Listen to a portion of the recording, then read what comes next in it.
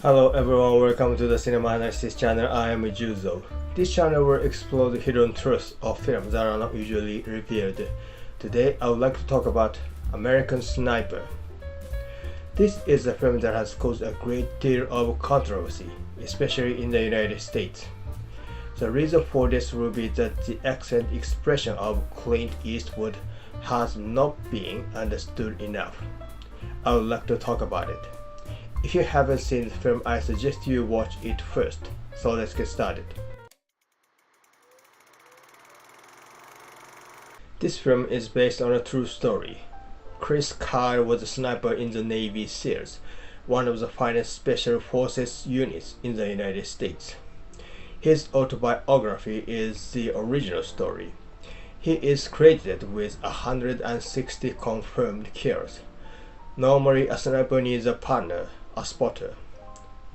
Because the weapon jumps up when it's fired, the sniper himself cannot certify whether or not he was able to hit the target. His spotters have certified that he has killed more than 160 targets. This is said to be an extraordinary number. According to the original book, Navy SEALs often do not allow spotters to accompany their snipers. The shooting itself is considered more important than counting kills. Chris says he killed more than 200 targets. Because he killed so many enemies, a bounty was put on his head. He later published the original book. At the time of the film's release, there was a great deal of controversy. The people who praised the film and those who denied it were in direct conflict. One of the most famous people who criticized the film is Michael Moore. "My uncle killed by a sniper in World War II. We were taught snipers were cowards. We'll shoot you in the back.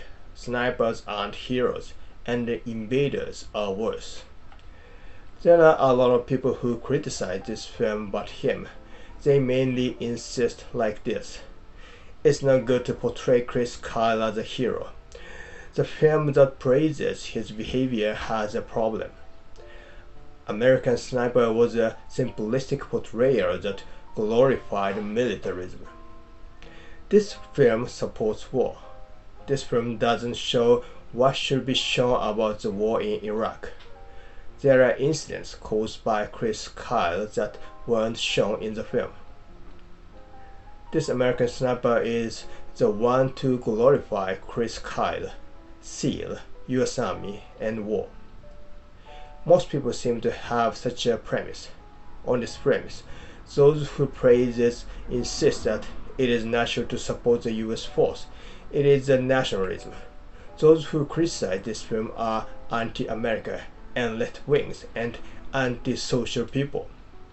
Those who criticize the film insist that as a human, it's wrong to praise war and therefore American Sniper is not a good film. Both of these arguments are nonsense. This film does not praise war. It is obvious that it is against war. There is no doubt about that because the director, Clint Eastwood, declared that it is an anti-war film.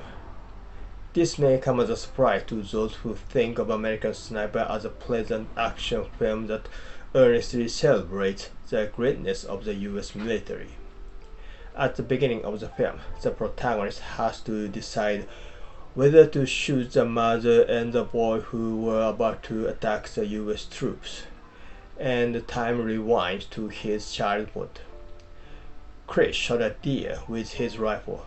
Delighted, he threw his rifle away. Then his father told him not to let go of the rifle.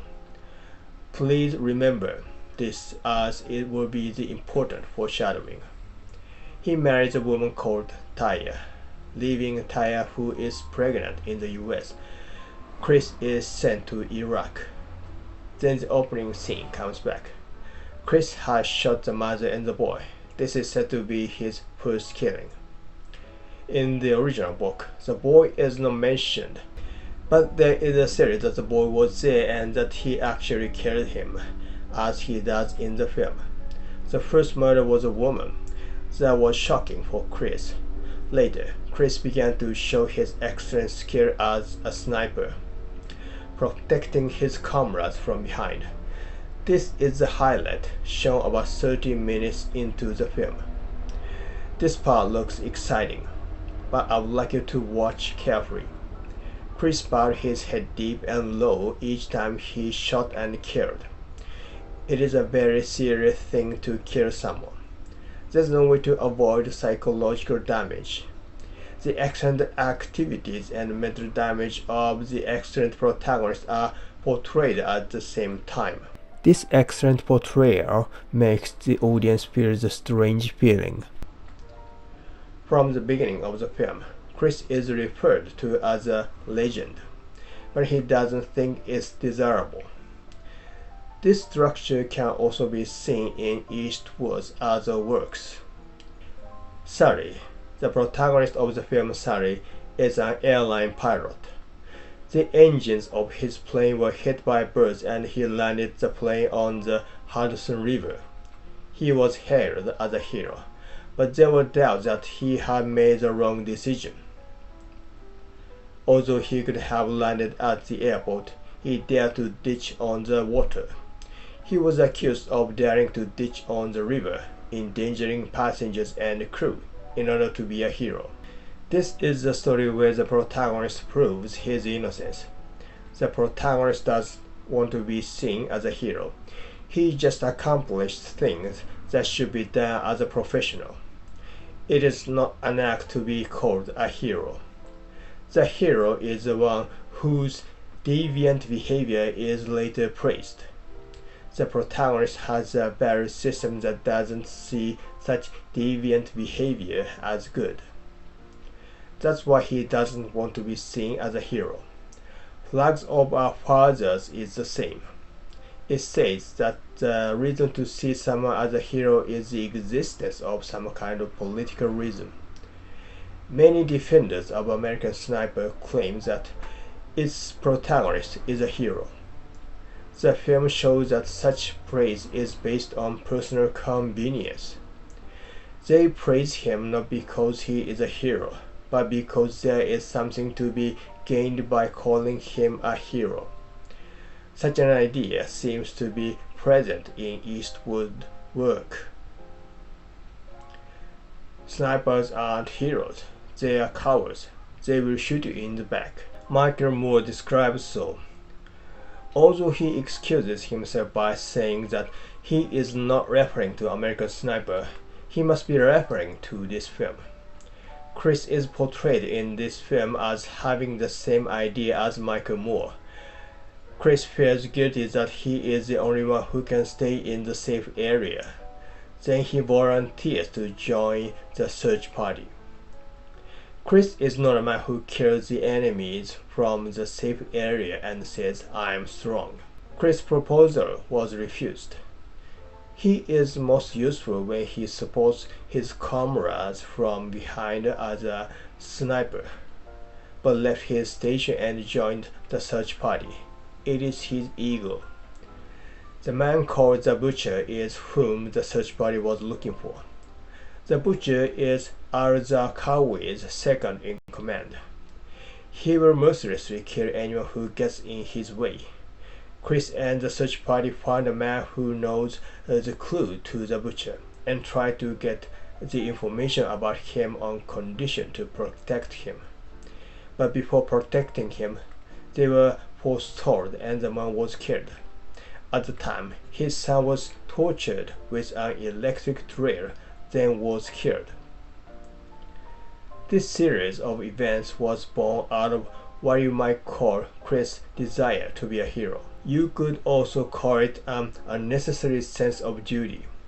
If he had sunk in the support from behind, the outcome might have been different. He had a desire to put himself in a danger on the front line, not just to provide support from behind as a sniper. This is a complex story that his desire caused a problem. This kind of construction of the story does not seem to be well understood. Chris and the Navy SEALs had found the Butcher and killed him, but there's no sense of excitement or joy in the scene. The butcher's death is not shown in close-up. The car in which the butcher and his men were riding exploded only in the corner of the screen. And there's no joy on the faces of the protagonists. The very next moment, the existence of Mustafa, an excellent enemy sniper, is depicted.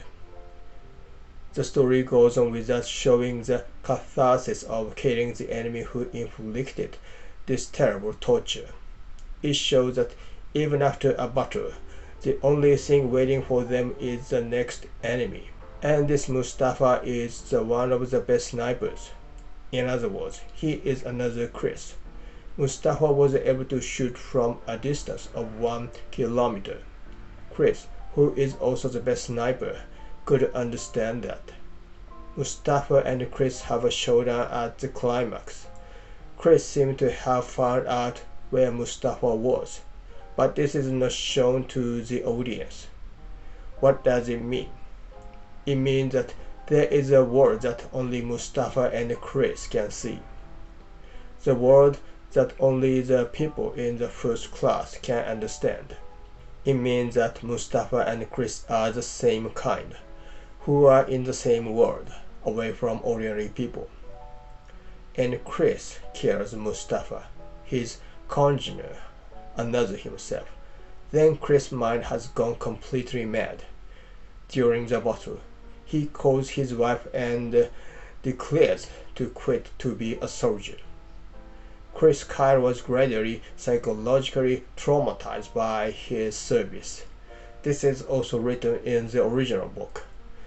The original book was written by the other writers who heard Chris Kyle speak, and Taya, the wife's story, is also in the book. If you read only the part that Chris spoke, he is portrayed as a brave, macho man. This is not a lie. But if you read the part told by his wife, Taya, you can see how much Chris was mentally damaged by the war.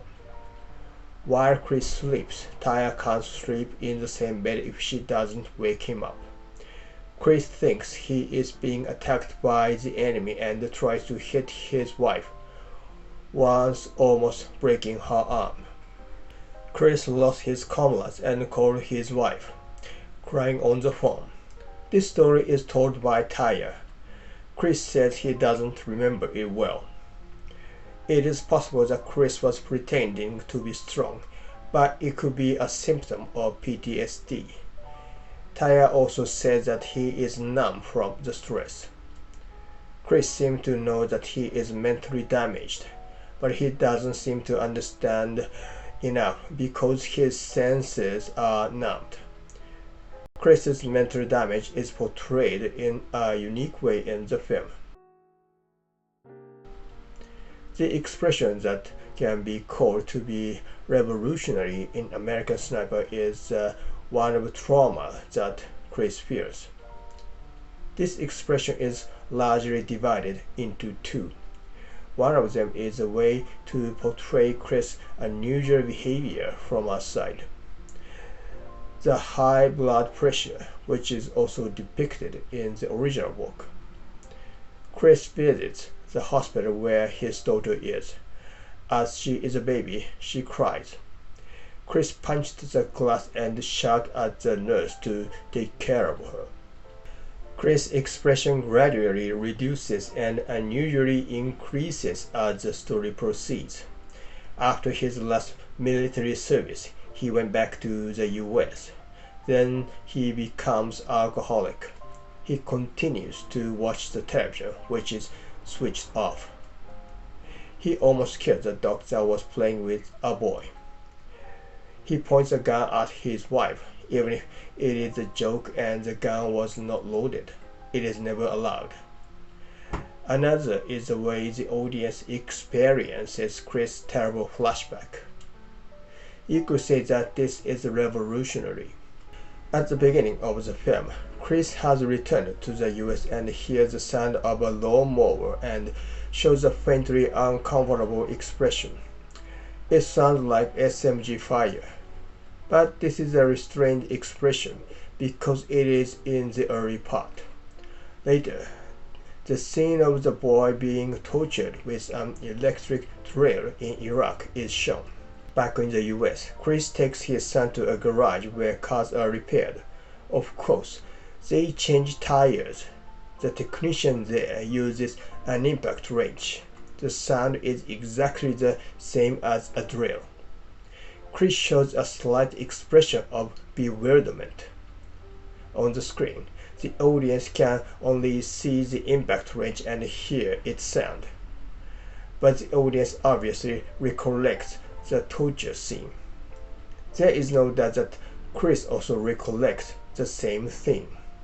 The age of the tortured boy was almost the same as Chris' son. Humdrum directors would have inserted the scene in Iraq by edition, but Eastwood would not do such a thing. He does not let Chris act exaggerate. He prefers to let the audience experience the terrible flashback rather than to express the protagonist who experiences his flashback. This way of expression is quite persuasive. An ex-soldier who claims to have been saved his life by Chris appears there. Chris would reinforce his idea that he has to continue his job despite suffering from PTSD. His conflict will also reinforce. During the day in the USA, Chris is driving a car with his wife in the navigator's seat. Taya talks to Chris, but he doesn't answer. A little irritated, Taya asks again and then Chris begins to answer. It was not that Chris was ignoring her or looking down at her. He was distracted by the car behind his. A Mitsubishi car was reflected in the mirror. It reminded him of his enemies in Iraq. Of course, it happens almost every day that a car follows your car. Had it not been a Japanese car, Chris would not have been distracted. But the car behind him was a Mitsubishi. Japanese cars are said to have fewer breakdowns, not inferior to military vehicles. Guerrillas are known to prefer Japanese cars. Soldiers have to watch out for Japanese cars. Since there are no guerrillas in Iraq, in the US, this may have been too nervous behavior. But he's got into the habit. He cannot ignore the Mitsubishi mark in the mirror. The film American Sniper portrays the activities of Chris Kyle as an excellent soldier.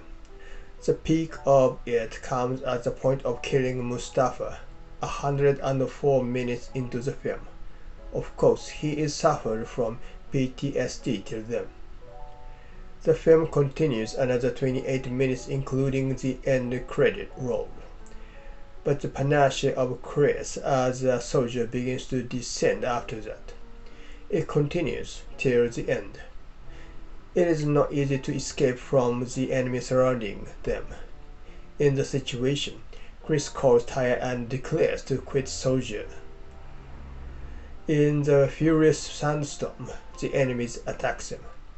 The Navy SEALs struggle to escape. Chris also managed to escape, but he threw his rifle away. I'd like you to remember the scene at the beginning.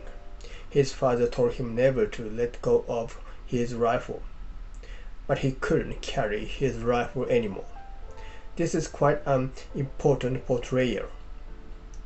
Even after his return to the USA, the film continues for a while. Chris' struggle to heal his damaged psyche is portrayed. Chris told his psychiatrist, "I was just protecting my guys. They were trying to kill our soldiers." But his agony at killing the Iraqi people is sufficiently portrayed. Through group therapy and so on, his mental state improves, but he is shot and killed by an ex-soldier he is trying to save. Can American Sniper really be said to be a warlike, praising militarism film? From the first time he killed a human, he had to begin the battle against his sense of guilt. It is portrayed that wars hurt humans. It can terribly hurt even the strongest man, who has the best skills in the strongest troop. The one who kills the protagonist who tried to recover from PTSD was also an ex-soldier. This ex-soldier was also suffered from the emotional trauma suffered in the battlefield. There is no doubt that this is never a propaganda film to arouse fighting spirit, but an anti-war film, as the director says. Why is this film so misunderstood? This work has succeeded in showing the contradictions of human beings who, although mentally damaged, are excited in the stupid and terrible situation of war.